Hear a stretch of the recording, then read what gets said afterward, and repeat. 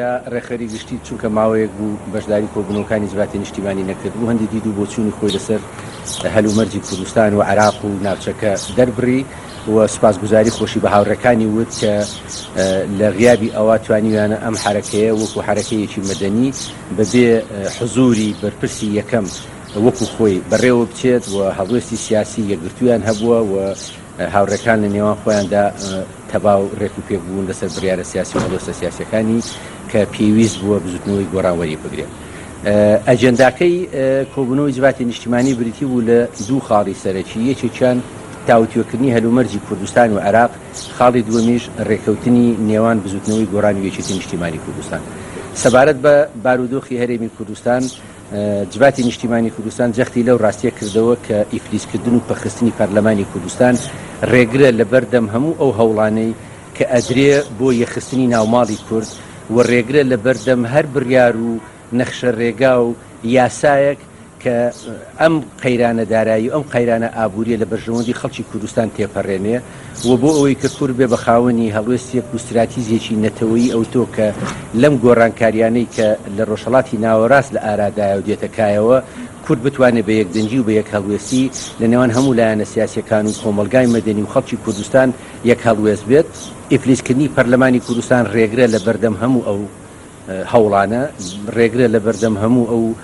نەخشە ڕێگا و پرۆژە و پلانانەی کە لایەنە سیاسیەکان و خەڵکە دڵسۆزەکانی خەڵکی کوردستان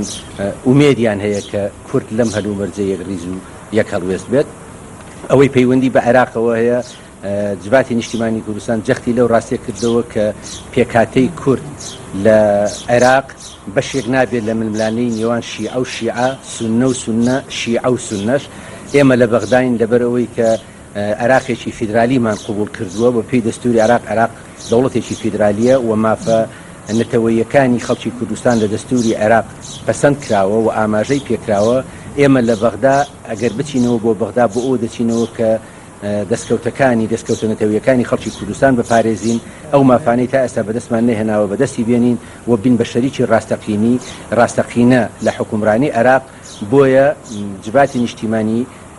بزوتنەوەی گۆڕان بڕیاری ئەوەی دا یاخود بڵێن ئەوەی ڕاستپارت کە فراکسیۆنە کوردستانیەکان بە پاکێجەکەوە بچنە بەغدا لەم هەلومەرجەی کە لە عێراق دەرەقسێ و گونجاوە ئێمە بتوانین داخوازێنەتەوەیەکانی خەڵکی کوردستان بخینە سەرمێزی گفتوگۆ و جارێکی تر جەخت لەسەر ئەو مافە دەستوریانە بکەینەوە کە خەڵکی کوردستان لە دەستوری عێراق بۆی چەسپاوە بەڵام جێبەجێ نەکراوە و بین بە شەریکی ڕاستەقینە لە بەغدا و هەموو ئەو مافانەی کە پەیوەستە بە خەڵکی کوردستان هەر لە مەسەلەی بودجە، هەر لە مەسەلەی جێبەجێکردنی مادەی 140 و گەڕانەوەی ناوچە کوردستانە دابرێنراوەکان بۆ سەر هەرێمی کوردستان لەسەر شەراکەتی ڕاستەقینە لە بڕیاری سیاسی لە عێراق و لە حکومڕانی عێراق، هەموو ئەوانە دەبێ پاکێزێک بێ فراکسیۆنە کوردستانیەکان یەکدەنگ و یەک هەڵوێست بن لە بەغدا بۆ ئەوەی بە برا عەرەبەکان لە سونە و لە شیعە و لە هەموو پێکاتەکانی تریش ئەو ڕاستیان تێبگەێنین و داواکاریەکانی خۆمان بخینە بەردەستیان. سەبارەت بە ڕێککەوتنی نێوان بزوتنەوەی گۆڕانی و یەکێتی نیشتیمانی کوردستان، ئەو ڕەشنووسەی کە بزوتنەوەی گۆڕانی و یەکێتی نیشتیمانی کوردستان لەسەری ڕێککەوتون